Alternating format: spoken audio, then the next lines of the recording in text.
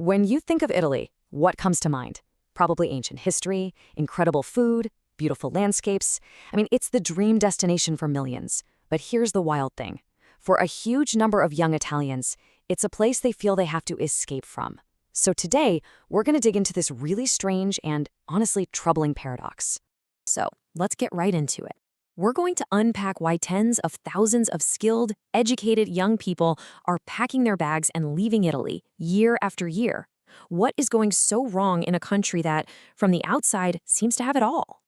And the scale here is just staggering. We're talking more than 1 million young graduates who've left the country in just the last 10 years. This isn't just a small trend. It's a full-blown brain drain, a mass exodus of the exact people Italy needs to build its future. Now, this is where it gets really interesting. At the exact same time, young Italians feel like they're being pushed out. The government is literally rolling out the red carpet for wealthy foreigners. They're offering this special flat tax to get them to move in. It sends such a confusing message, right? The biggest incentives seem to be for people who didn't even grow up there. Okay, so how did we even get here? Because believe me, it wasn't always this way. To really get what's happening now, we have to rewind a bit and look at Italy's past and a promise that today just feels completely broken. This quote just nails it. For a while, Italy was the place you stayed. Right after World War II, the country had this incredible economic miracle.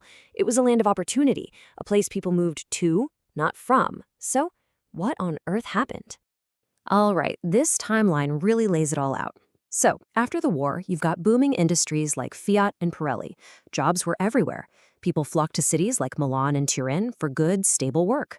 But then the 90s hit, and Italy slammed into a structural wall. See, its economy was mostly made of these small, family-run businesses, and they just couldn't keep up with globalization. And ever since the 2000s, growth has pretty much flatlined, which, you guessed it, brings us to today. And this right here, this is the real heart of the problem. You know that basic idea of building a life that's better than your parents' life? For generations, that was the goal. But in Italy today, that fundamental promise has just dissolved.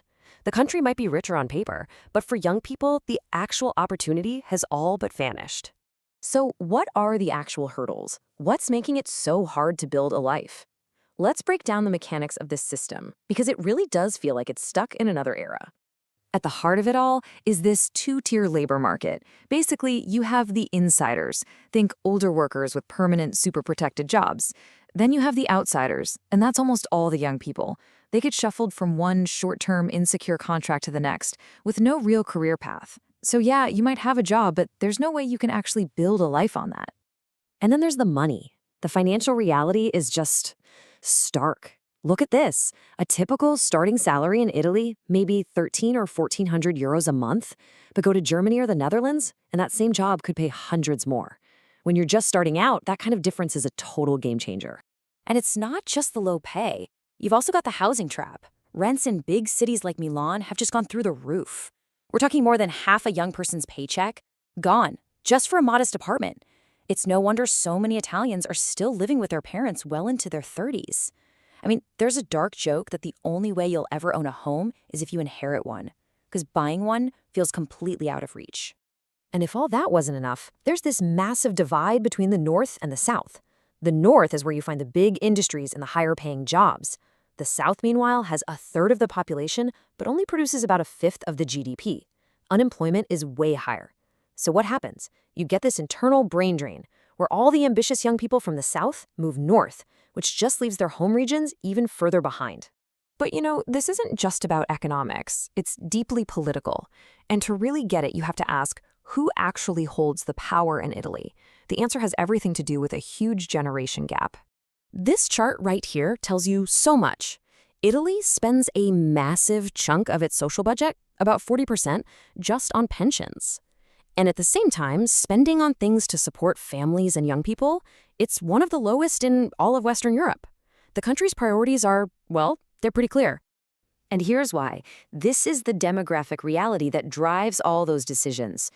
Italy has more people over 65 than under 35. It's one of the oldest populations in Europe, so the political balance is just completely tilted toward the older generation. And this creates this perfect political feedback loop. Think about it. Retirees, They're the biggest, most reliable voting bloc. They're organized, and they show up. So if you're a political party and you want to win, what do? You protect their generous pension benefits. Any politician who suggests, hey, maybe we should shift some of that money to help young people, well, that's seen as political suicide. So those ideas just get abandoned. So here's the really crucial takeaway. The system isn't actually broken. In a way, it's working exactly as it's designed to. It was built to preserve the position of the insiders, the ones who already made it. It was never designed to make things easier for the new generation trying to break in. So when you put all of this together, the stalled economy, the politics, the demographics, the choice facing a young person in Italy becomes, well, painfully clear. And this is maybe the most important thing to understand. Packing your bags isn't about abandoning your country. It's not a betrayal. It's a rational economic decision.